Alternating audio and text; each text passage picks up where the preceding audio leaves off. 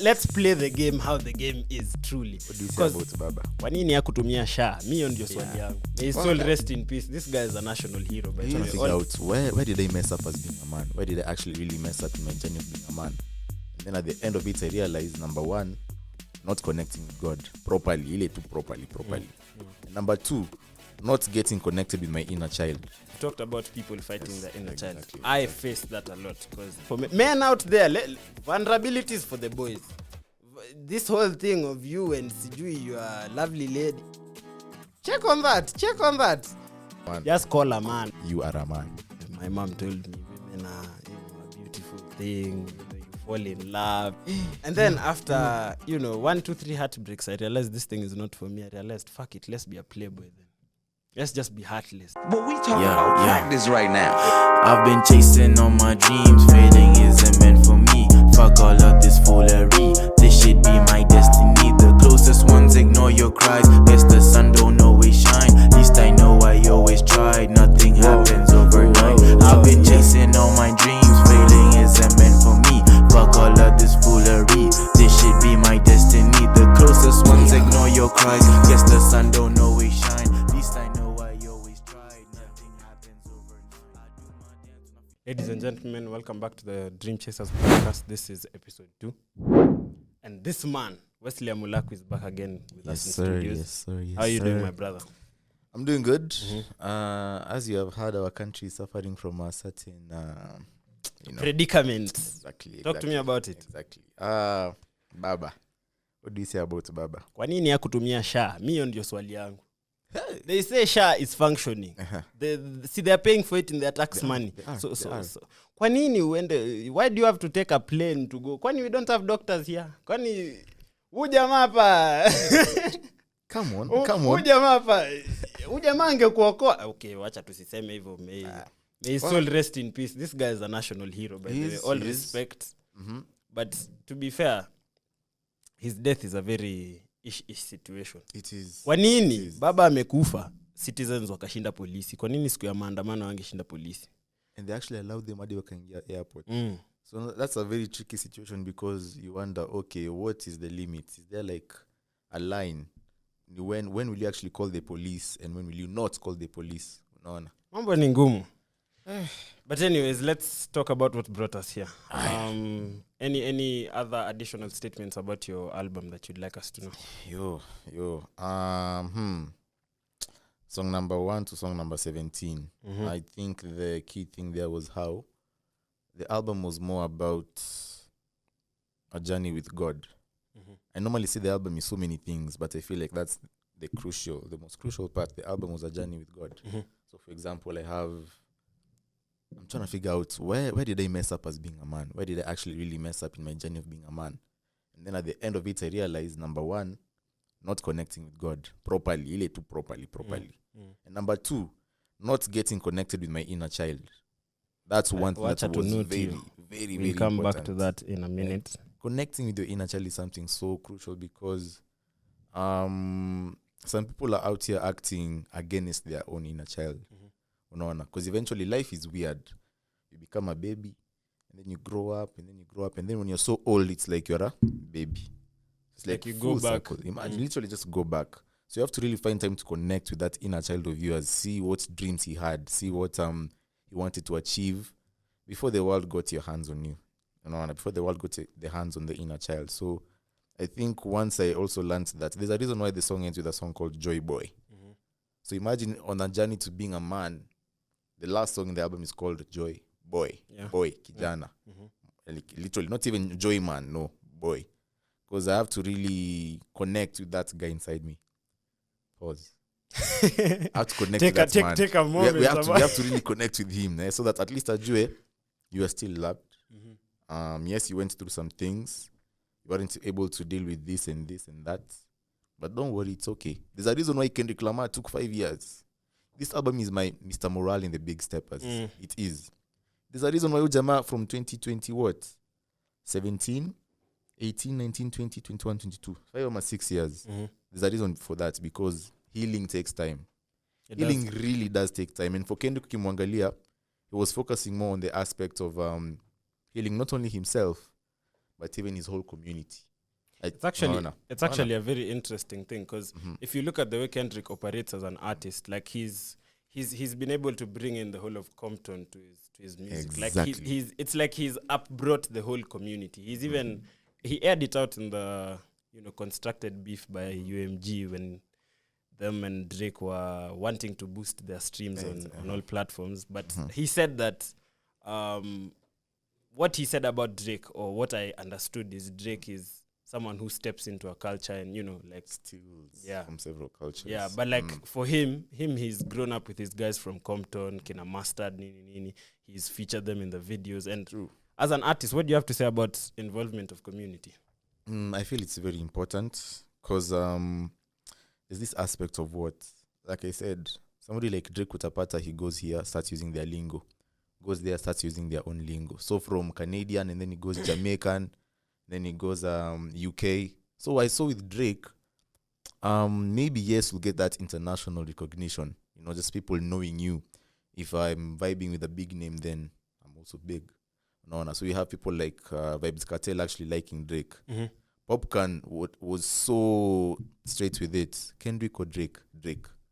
Who the hell them Kendrick is? You see something like that. Same time with also the UK guys. Skepta. If it was to choose Kendrick or Drake, Drake. But for somebody like Kendrick who really loves that community, I think it gives him peace.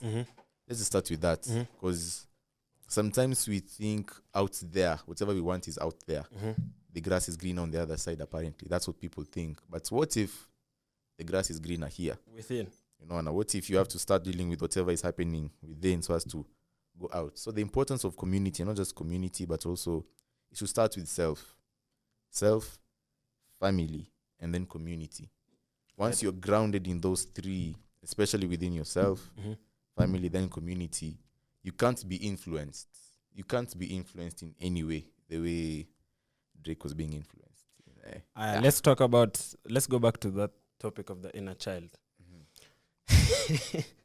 Here is where things get tricky because you see, dealing with your inner child is not an easy feat, to be honest. Personally, when I had to sit down with myself and accept, maybe I wasn't loved the right way. Maybe I was loved too conditionally to see love for what it is. Maybe I was manipulated too much that I don't know what is the differentiation between reality and someone playing games with me. And, especially for someone like me, being a firstborn, it's like you don't have a chance to be a child. Like you come here and then, bro, responsibilities, things that you didn't ask for, you're like... And then, but the most common thing about it is you grow up and then it's like there's a longing for you to be a child because all the time you have to be the bigger person. All the time you have to be the one calming everybody down. Saa zingine man, pia mi siku moja nitakasirika pia mi choose violence kuja hapa. Nianze ku take shots at people, but it's not what I do. But what I do have to say about like my inner child was there was a lot of conflict. You've talked about people fighting the inner child. I faced that a lot because, you have this headspace that you're in. I'm growing. You form an identity. You tell yourself, I'm the cool guy in school. Nini. And then now, as I said the last episode, you might try to be a man and lose yourself in the proving that you're a man. So, especially for me, when I was growing up, I had a chance to be like the school cool kid or the school funny guy or like the class clown. So you're in that position and like before you were neglected by everyone, but now everyone's paying attention to you and you're like,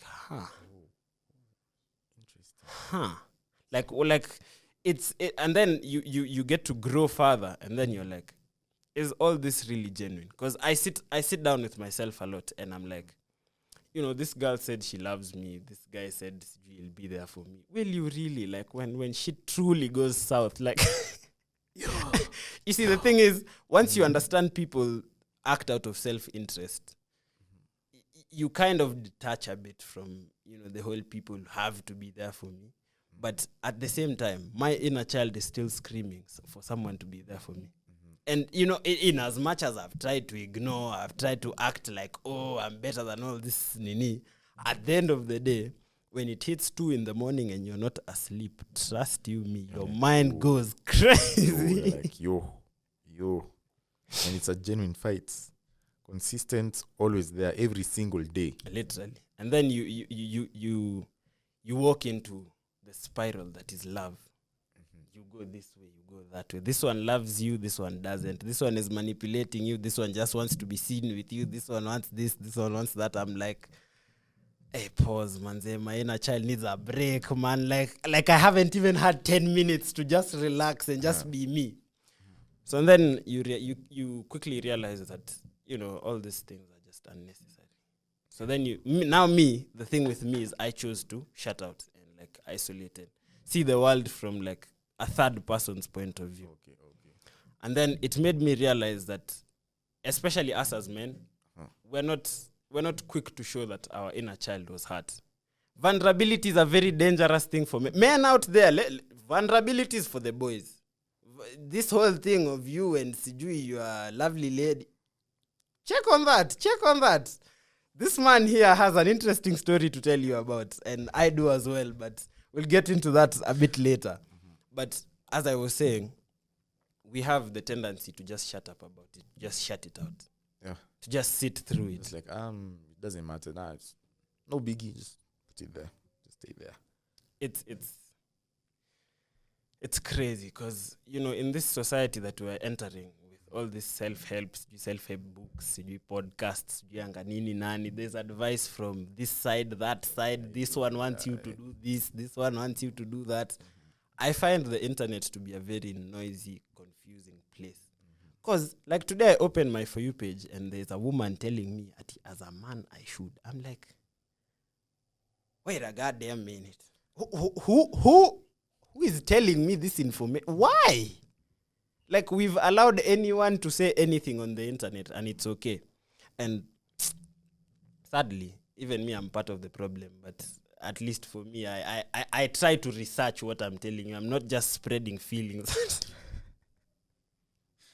Yo. Anyways, we also have the normalization of men just not speaking up. Yeah. What do you have to say about that? I see you've spoken up a lot in your album. I'm not gonna lie. After that album, I don't think I'll be speaking much anymore. Yeah. You want to hear me speak? Here, take the album. Listen. Because I feel like it's also kind of really. There's a way. How do I say it? I was made. We as men are made to believe. I once attended this talk last year, October. If I'm not, was it last year? Last year, no, somewhere early this year. It was an Americ's conference. I don't know if it was a men's meeting, men's conference. I remember attending that thing. I was serious with it. I decided, you know what? Let me see if the way people portray Americans being a misogynist and all that. Let me see if it's true. Do you know the crazy thing about the word misogynist? Like, that word technically doesn't exist. Like, it's a word that just popped out of nowhere. I guess they're gonna add a definition to it, but ask anyone you meet on the street what is the definition of a misogynist. Let's tell you someone against women, possibly someone that's against. But women. Are they really against women? That's what. Are they really? Remember, I'm going to this conference and I'm like, okay, I need to see the people, also the followers. You know, I'm talking to them and I'm realizing these guys are like me. Wait, these guys are actually like me. These are guys who just want to figure out themselves. And the one thing that's made them come here is hurt from women. That's the one thing. So what they're doing now is not really making women look bad. No, they are just trying to figure themselves out. They just want to fill themselves with knowledge, know how to act with women, because now with women, you also have to... It's a game. Regardless of how you want to look at it. So I remember going there, and I'm looking at these guys. This is a very good space. This is a very nice space. Men are talking about men stuff, not just things to do with women. So you're saying this whole inclusivity thing, we need to relax for a bit. I agree, Imagine, by the way. Because there's things that I can't tell my boys when girls are around. Yeah, you can't. Like truthfully, there's things I'd have to pull you to the side and tell you, kijana Wes, hapa 1 2 badilisha mtu wangu. And it's true. So I remember in that meeting, when we were talking about what was the key thing that I pulled from that.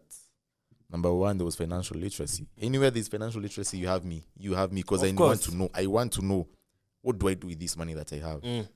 Apart from that, they're also talking about the soul, the mind and spirit of men. I'm realizing, you know what? This is a good place to be. This is an important place to be. And if it means more things like this should come up for men to attend, and they get to talk only in that specific space, that's good. Because this is what I believe. I'll tell a woman my problems. I'm overwhelming her. It's true. That's one thing I believe. It's not even now, like, kusema tu kweli atanisaidia. Like, I think I don't know if it's biological. I'd say it's biological. You tell her your problems, she starts singing in a certain way. Because ni mara ngapi umesikia mtu akisema, me, I remember there's a time. Kusikia mata ku experience. It's real life, my friend. Hey bro, pole. No, it's nothing to be sorry about, to be fair. I got to understand that if I truly tell a woman my problems, first of all, she doesn't have like the ability to just take it in for what it is. Just accept the magnitude of things that I have just told her.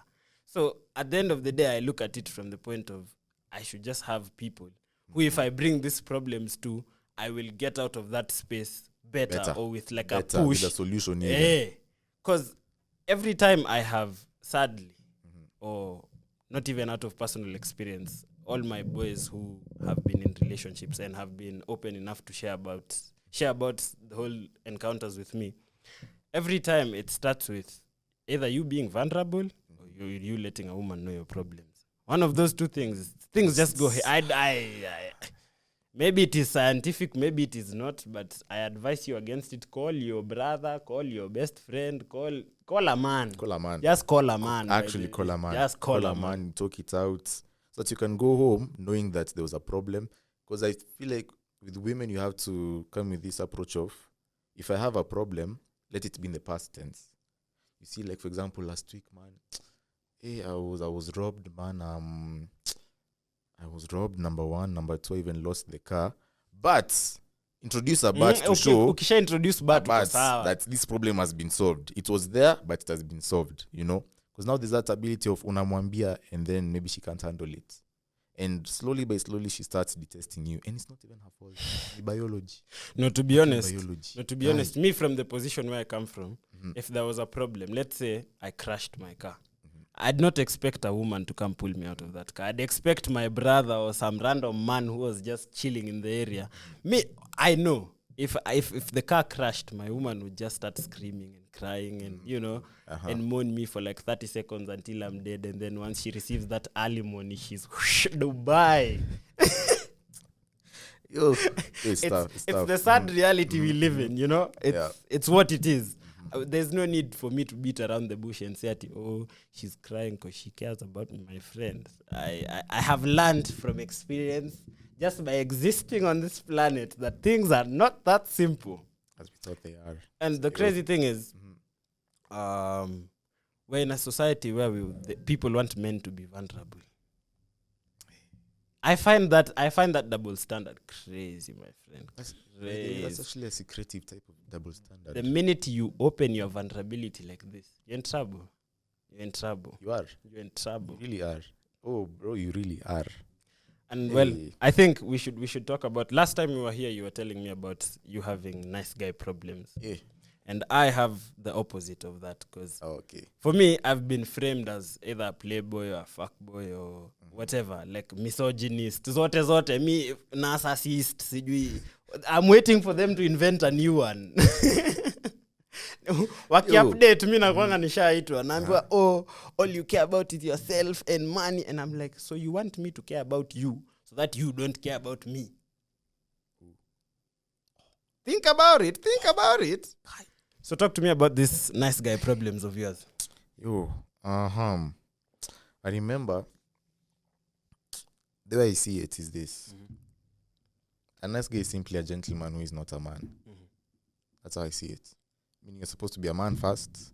Because what is a man? A man must have the ability to be able to cause harm when needed. To protect, to provide. He should be able to actually really cause... To be able. Not even... You should be able to do things. Be able to say no. Be just able to do things as a man. The issue is now being a gentleman should come after being a man. So that in the case where a woman anaanza sijui kwenda endaji hivi, you can say kwenda. This Kwenda, I can't, no. Let me just hold on that very point. So my brothers who are watching this, because this whole thing has a very specific target audience of single men. So our brothers in relationships have one very interesting problem. Most of them cannot tell their girlfriends and their beloved ones no, for the simple reason of fear of losing them. And this is a crazy thing because there are more women than men on this planet. So I don't know why you think she's so special or why you think she's the only one, while clearly statistics have proven. You know me, my forefathers, forget this white man bullshit we call religion at in the name of the father. Me, your story, me, I pray to the mountain. That's it. And my people who prayed to the mountain had wives in multiples of 3s. So even me, if I'm to go the way of marriage, me, I'm replicating my forefathers' agenda, my friend. Me, I'm not having one wife because you see the agenda of happy wife, happy life. And like, if I sit down and I think about it, I just have existential crisis. Because I'm like, this is a constructed jail cell. Like, you put yourself there intentionally. Happy wife, happy life, meaning forever. You'll never be happy. Akiamka tu ukaa dai mambo yako.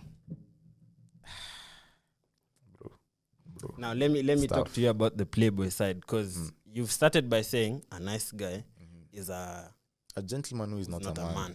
Umefunzwa kuwa tu gentleman. So nikushikia chivalry ndo umefunzwa. Chivalry ndo umefunzwa. Chivalry is dead. Damn. So wakati uko hapo, let's say if they tell you no, if they start going like this, where will you fall in? You're not a man. You start begging. Makosa. You start saying, okay, what have I done wrong? What can I do to get her back? That thing is so bad because I have been there. I have seen myself like saying like in Angola niko, wow, yes. But I don't blame you. You didn't know better. Unaona. Now when I actually knew better, I'm like, that was disgusting. Wallahi unakaanga tu chini uko fuck. That was disgusting. Like niko hapo, please. Alafu unaangalia umetuma ma voice notes. Uko tu hivi tafadhali. Una text niko yo. And I feel like this is going to be very controversial as I say it, but ni sawa. I feel like the lack of, let's say if it's a man, a man should really have options. I agree. A man should really have options. I used to think it was something so bad. I used to think it was something terrible. You know, women are creatures. No, you see, the thing is, women are beautiful creatures. So if it's that one women are beautiful creatures. You know, you should uphold them. That was my reasoning then, until I realized nikiwa na huyu mmoja, huyu anatokea.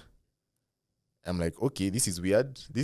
So if I'm talking to this one and people see it, they start coming. Like, yo, what is happening here? I found out recently that women might like you because they've seen you with someone else. And I'm like, okay. So it exists. It does. Like, okay, sawa. So as a man, nitembe na wasichana warembo, options ita increase. Hivyo tu. Free game. Hivyo tu fua.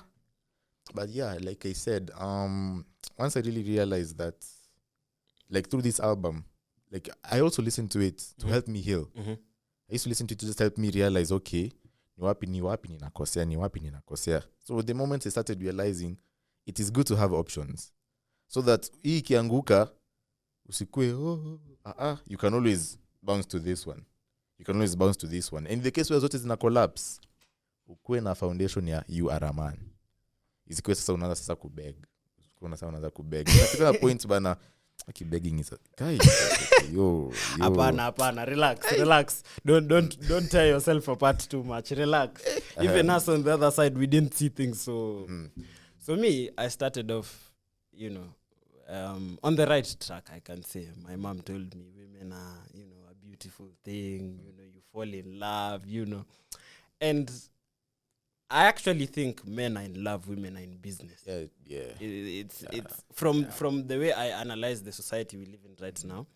Because I remember like the first time I fell in love, like just the bare presence of this girl was just enough. Like it was everything. Like I thought this girl was the world to me. Hivyo basi kijana alipofikiria kwamba amepata the prize, akaonyeshwa kuwa hakuna kitu anajua, and it just disappeared. Yani it slipped my hands just like this. And I realized yenyewe this thing is not meant for me. I realized the only way I'm happy as a man is when I hold women accountable to the bullshit they tell me. And the only way I do that is to have options. Because you see, funnily enough, women only care about other women shaming them. Because you'll call a girl a hoe, she doesn't care. But the minute some babe who she hates, by the way, and they've been hugging the last 2 seconds, calls her a hoe, bro, it's like there's about to be a whole episode. It's about to be a drama festival in front of your eyes. So once you realize this, you realize, okay, me, I can't influence what this woman wants. But her group of friends can. So you find a lot of guys, by the way, a lot of you are dating the group chat. So you're not dating one individual.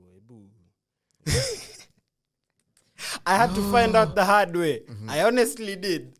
Because you realize this person acts differently when they're with me and when they're not. You find that when you're with her, she doesn't want much. But when it's online, do take me out, take me shopping. Mi kwanza, I want to advise all my brothers out there, usishindane na baba yake kumpenda. Kama baba yake ali walk out after 2 months, pia wewe 2 months kikikuramba. Don't think about it, please. Hii mambo yote ni juu unataka kuwa Captain Saver ho hapa. Check on that. Check on. Because me, I've been there, to be fair. Me, I thought I could change this girl. I thought, like, she'll change because of me. Hi. And then after, 1, 2, 3 heartbreaks, I realized this thing is not for me. I realized, fuck it, let's be a playboy then. Let's just be heartless. Let's play the game how the game is, truly. Because if you play the game the way you're taught to play it, unaona to dust. Unaona to dust, my friend. Ati you are just there for her all the time. Me, I'm not there for her. Na atatoka kwako akuje kwangu na arudi. Me, I'm telling you, my guy, once you've entered the realm of being a side nigga, and most of you don't even know, you might be a side nigga. Even me, I accept that I might have been a side nigga bila kujua. It is important that you let go of your fragile ego. You accept these things. Mapema tu rosafi. Unaona kiburi, we hold each other. Ati ni wangu sijui. Hey. Bro, the process of discovering a girl is not yours. It has to be the most traumatizing thing that has happened. And every time, kila saa tu yani unajiambianga ati sijui nini. You just come find out. The cracks just show pole. You can't eat. Yani unafikanga wakati tunashindwa kukula. Unajiita hivi mkutano kwa yani ni mimi walinifanyia hivyo. Ni mimi. Ukishindwa kukula, mimi hapo najuanga okay, I'm at the pits. Nimeshindwa kukula juu ya msichana. Mimi siwezi. I refuse to let a woman's problems dictate my life like that. If she does not do what is necessary for us to have a mutually benefiting friendship. Because you see, the thing is, women are holding cards against you because right now they're in their prime. Right now the girl is the prettiest she'll ever be. Right now she has like 30, 40 niggas in her DMs telling her, oh, you are pretty, let me take you here, let me take you there. My guys, relax. Game is not won in the first half. Right now even, you don't have the money to spoil her the way you want. But that's how when we reach 30, it's a different story. Because when we reach 30, you've had experience as a man. You've seen these women. You've seen all the gimmicks they play. You've seen nini. Now they stop phasing you. Now it's like, even if she has standards, you're like, you're 27 and you're giving me problems, and there's like a 21-year-old pale USIU. Na pita tu na V8 na mwambia, ebu leave your broke boyfriend alone, mtaonana Monday, anaingia tunaenda. It's crazy. Ujaona clip ya Kibe akisema we are the wababa now. Mi hakuna kitu nimengoja kwa maisha yangu kama hiyo. Yaani nifike tu point niseme we are the wababas now. It is us. It is us running this now. There's so much to do. Because me, honestly, I started off thinking love was such a beautiful thing, my guy. Like me, I thought happily ever after was a thing. Mi nikiwa class 6 nilikuwa nishapata wa kuoa. Mi nilikuwa najua hii kitu tuko ndani, my friend. Ikapotea. another one ikapotea, another niko okay, let's re-strategize. So when I'm heartless, they like me. So that's a crazy thing. Yeah, like when I don't treat them right, they like me. I'm like,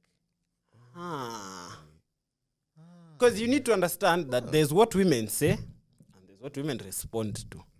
So in as much as they're in your ear telling you the way you need to spend time with them, give them attention, buy her flowers, take her to movies, and she'll end up hating you at the end of it, you might just choose to skip all those ads that you don't care about and just do what you want with your life. To be fair, me, I advocate for people to do what they want. You go make music. If a girl walks into your life and she's beneficial to you, good. If she's not, drop her. That's it. Because you see, as men, women have this interesting way of putting our vulnerabilities in front of us. You're told at you'll die single and lonely. I'm not afraid. I am no longer afraid. We've done this shit too many times. I will eat my money. Trust me. Mimi peke yangu nitakula irudi mpaka 0. Na hakuna che mtafanya. Nothing. Because you see, every time I'm talking to a babe and she's like, oh, why don't you, why are you not interested in all of these things? I'm like, at the end of the day, I'm putting up with all this bullshit for what? For what? Think about it. Because you, the next girl, the third one, the fourth one, the fifth one, the sixth one, are bringing me the same thing. Because objectively, unless we are working together,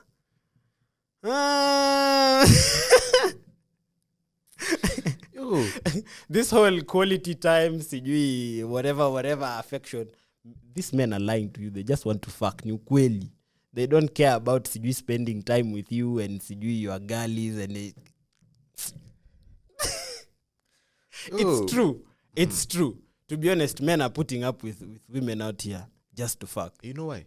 I remember in that conference, I'd never forget what that man said. It was this guy who does these things with the computers. I think he designs. He's a popular guy in social media.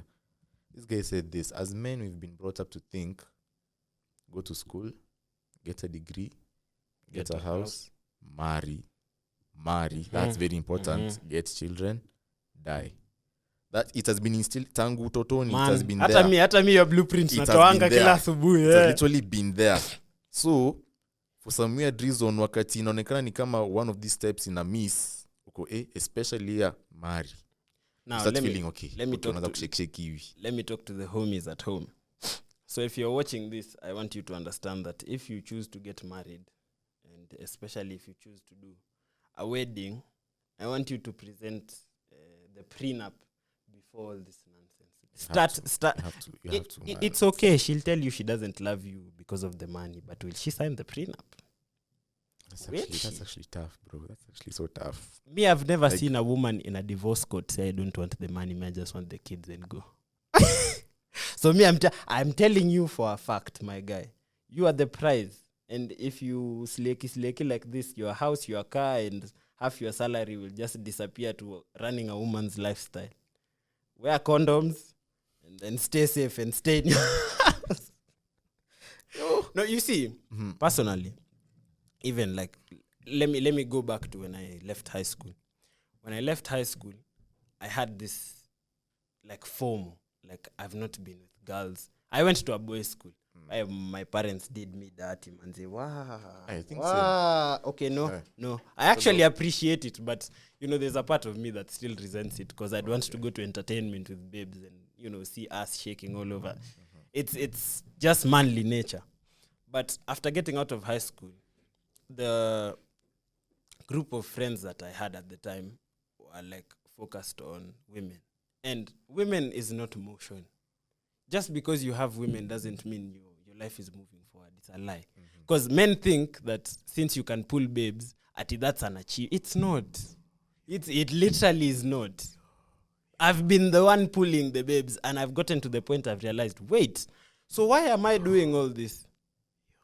Just because I'm lonely, just because I can't sleep alone, you guys have to be fucking kidding me. Just because I want someone to touch me when I'm sleeping. And then it got to the point, I'm like, I can get all the women I want, but what I want to get out of them, they can't give me. That's purpose, bro. Because we started off thinking that these people will love us for who we are.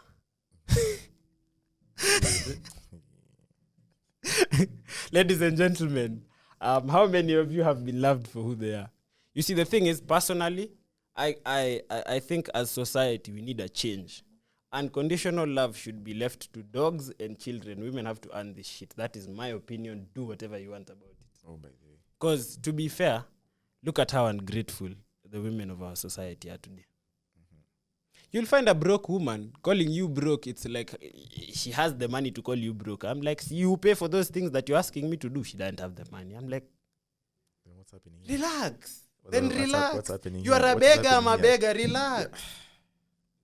Just because the internet has lied to you that you can talk to sijui Kenyan prince akutumia hizo pesa. Guy, mbona nimemention o jama. Whatever rich niggas the internet is lying to you, you can access. You're coming to hold a standard on men that is crazy.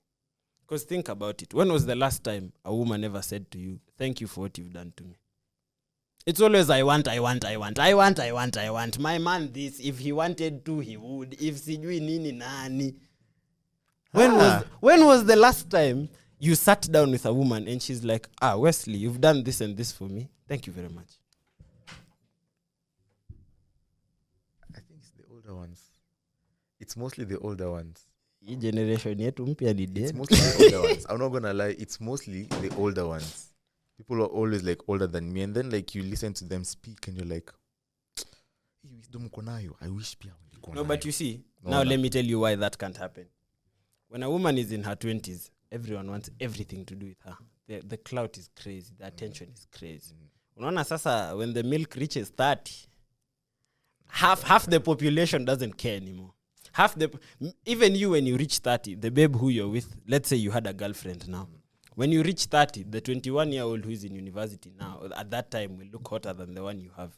So you'll be like, should I continue messing around with this ungrateful one that I have here? Or should I just get the new model of the car? You think. If you are a smart man, transfer window, mbio. I find that the men who struggle with women struggle with them just because of a simple reason. You're afraid of losing the girl. And once you're afraid of losing the girl, she's gone. Yep, true.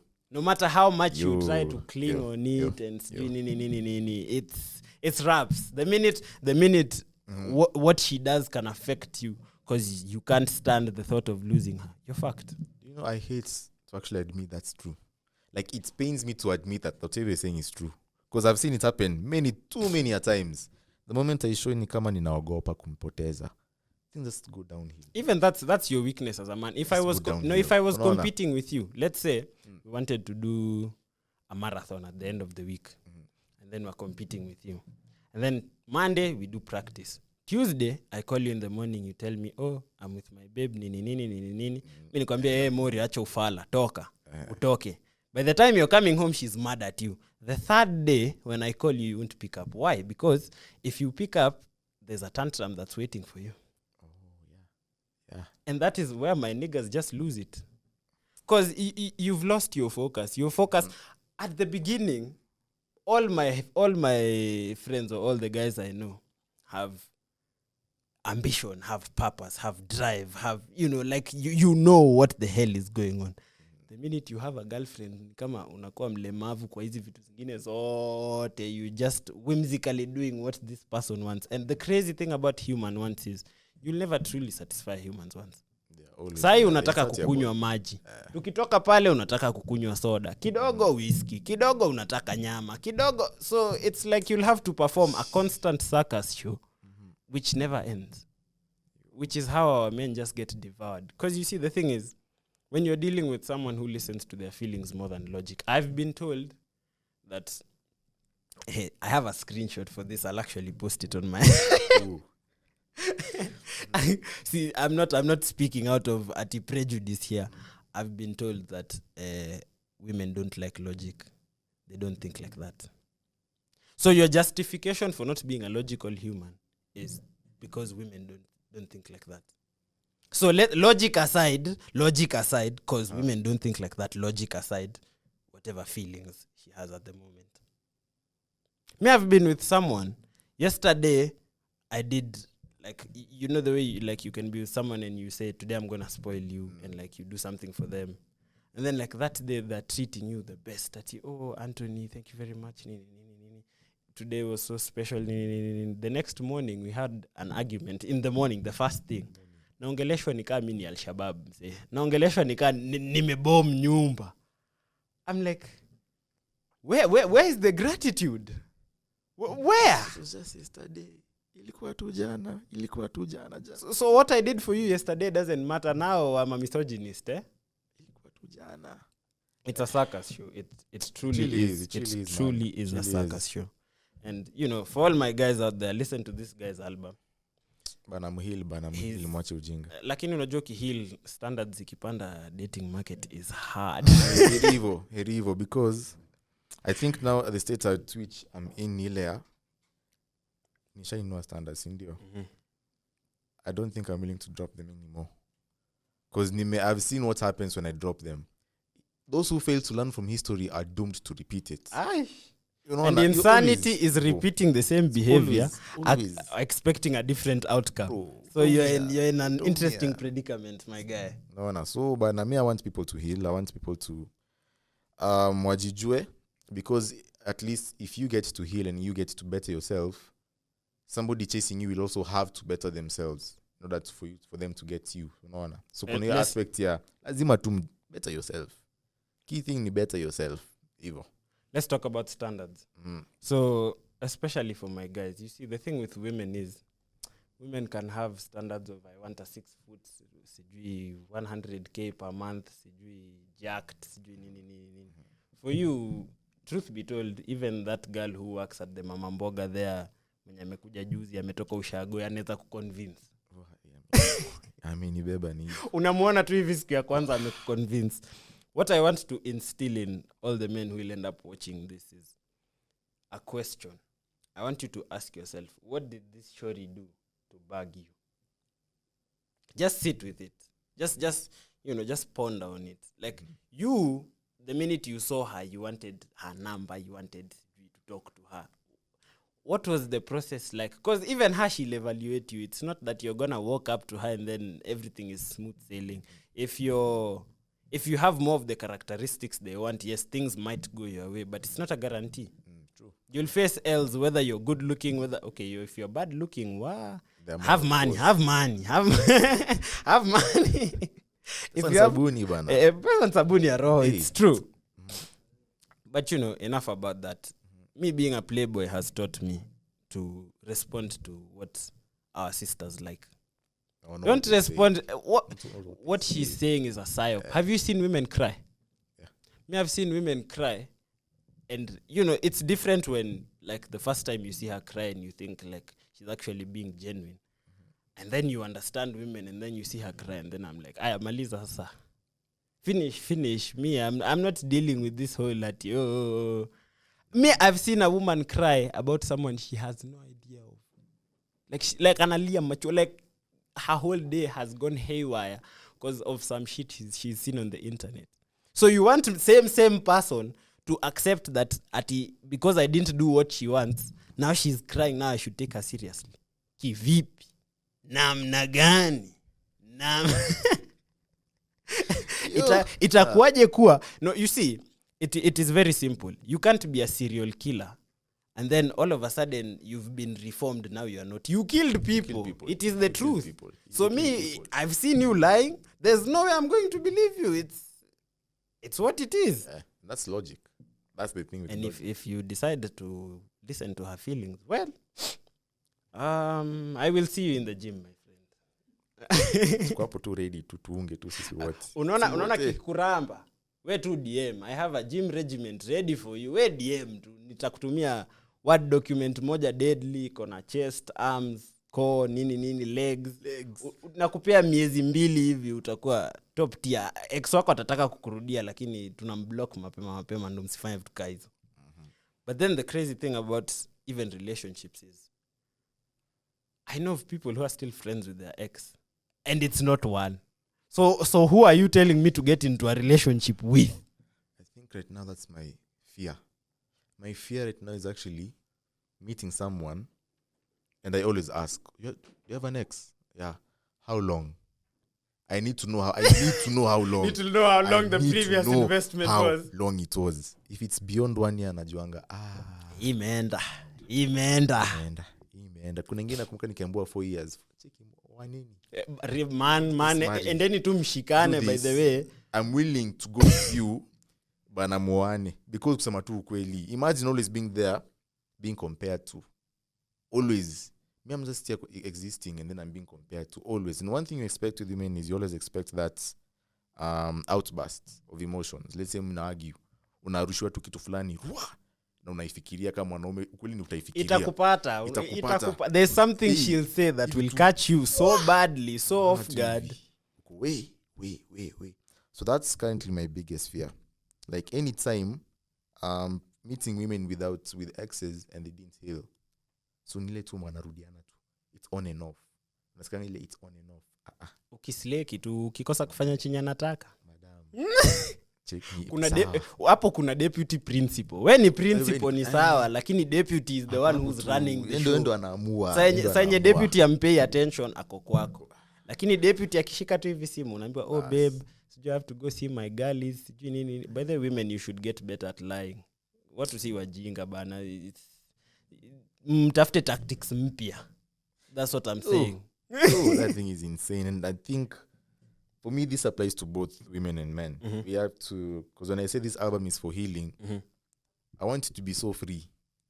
So free as a man, such that ikifikia point sasa unapata mtu whether akona ex ama hana uko sawa, you are fully confident in yourself, so that if it goes well it's okay, if it doesn't go well it's also okay because ile aspect ya kujaribu kupigania kitu hakuna. Unaona tu vizuri tu msichana ikifikanga hivi 10 pm Friday anakuambia anaenda kwa aunti yake. Ikifika weekend ya safari rally na Ivasha ndogu kake amegonjeka. Kwanza kitu ya auntie, nimeenda kuona auntie yangu. Do you know common I hear that kuna auntie yangu fulani nimeenda kuona auntie. And Kitamba used to believe it because come on, why would you lie about family? Why would you lie about your auntie? Why would you lie about your aunt?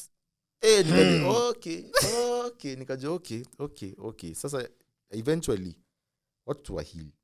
Bwana watu wa heal. Kama umeamua mtapatana na ex wako, shikaneni tu vizuri. Mtuache. Wachini kutu confuse. Stop confusing us bana. Mimi niko hapa nafikiria, okay. This is about to be the love of my life. Alafu naona bana mtu anatoka tu watu vinawera. Hiki ni uchungu. The most traumatizing thing is that has happened to me is trusting a woman thinking I'm the only one.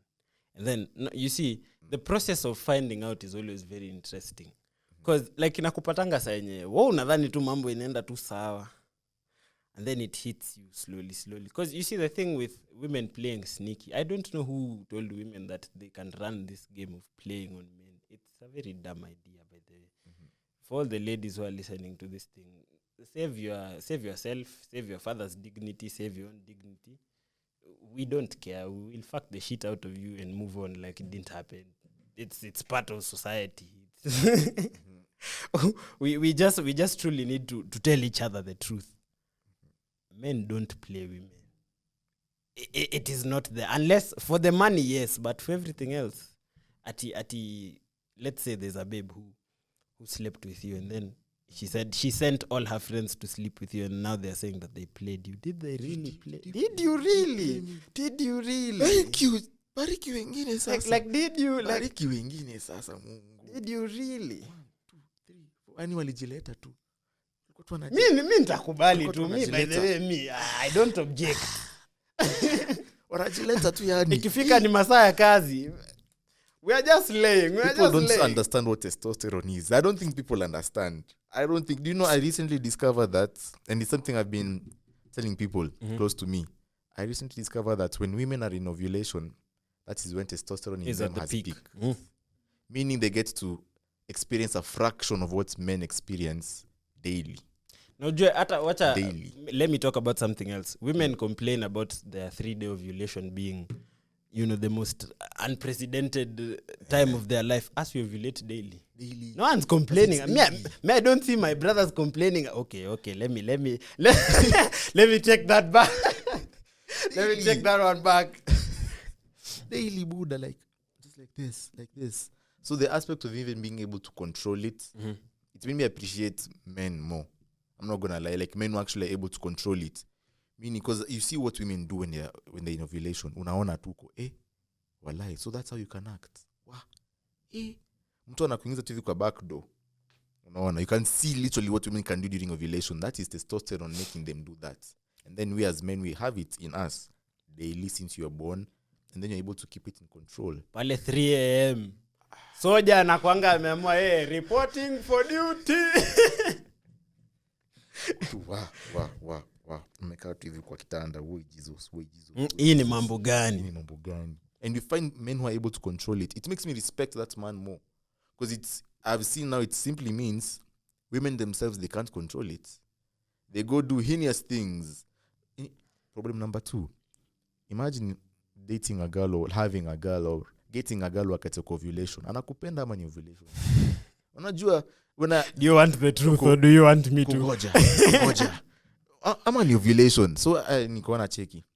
Me, I respect men who are able to control it. And I want to be that same man who's be able to control himself. So that hata nikiletewa nitakuwa tuzeleza. No. That's something men need to talk about, by the way. Let's actually close this episode off with that. Because you see, the thing is, it's especially in the society we live in right now, it's been overly sexualized. Bro, if I open my phone, I'm most likely not going to scroll 5 times without seeing ass.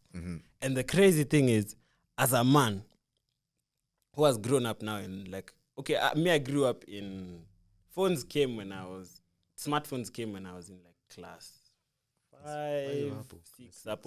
So as we had a generation without phones where we used to just go out and play and the world was so chill, man. And then you get to the internet, everything is so sexualized. Every time I open Instagram, there's a girl posting half naked, and I'm like, we are both part of the problem, by the way. I didn't come here to shame men alone. We are both part of the problem. Vile nikianza na wanawake, the grievances are more than you can imagine. So we're living in a place where you get triggered. So I actually understand what you say when you say you appreciate men who can control themselves.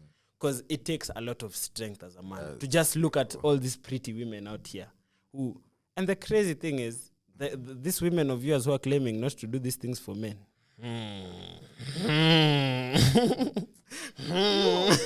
Yo. Check on that. The crazy thing is, at the end of the day, you as a man have the choice to not engage in all of this. In as much as they're making you think you don't, you have to have a woman by your side, you have to be sleeping with 30, 40 of them at a go. You can also just decide to have peace of mind and relax, man. And you can. It is actually eye-opening experience. It is wonderful, me, I'm telling you. Bro, I'm telling you, what I realized is, once you have that power over your tongue, number 1, number 2, your stomach, and your zip. Bro, you're a powerful man. Me, actually, what I can say about it is, especially with the power of your zip, once you stop being interested in sleeping with these pretty babes, 90% of them just become boring as fuck. Because all of them are just clocking it, which is... Well... If we took the internet... if the internet was turned off today, how bored people would be. Because there's no personalities. You're just doing what the latest celebrity has popped up doing. And it's crazy, bro. In fact, I think right now we need to be more bored. I agree. There's a need for us to actually be bored. There's a need for us to keep our phones away. Just sit with ourselves for let's say even a whole day or a whole week. There is need for that. So as at least bana go back to reset. Bana akili rudi. Because the thing is, you don't know it and I don't know it, but while you're scrolling, the Instagram and Meta and everyone else is just collecting data on you. Like you're just feeding them with the they're creating a digital version of you based off of what you like to look at. Bro. And it's crazy because they're making serious money off of you, wasting your life looking at us. Bana, ushaongelea mtu leo.